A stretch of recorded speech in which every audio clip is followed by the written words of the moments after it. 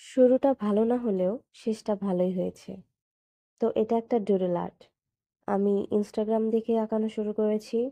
শুরুতে বুঝতে পারিনি যে কোন কালারটা ইউজ করব, কেমন হবে না হবে। তার জন্য আমি খুবই বেসিক কালারগুলা ইউজ করেছি। Red colour, yellow colour, blue colour.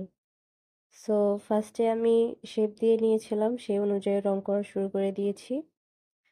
তো এই টাইম পর্যন্ত আমার এটা ভালো লাগছিল না। কেমন একটা লাগছিল। তারপরে যখন আমি আউটলাইন করতে বসি তখন জিনিসটা সুন্দর লাগা শুরু হলো।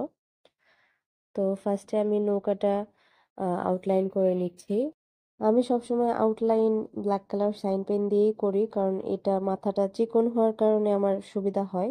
যেহেতু আমার কাছে এখন আপাতত ডিটেল ব্রাশটা নেই। সো আউটলাইন দিয়ে দিয়েছি। আই হোপ তোমাদের ভালো লাগবে। সো আল্লাহ হাফেজ।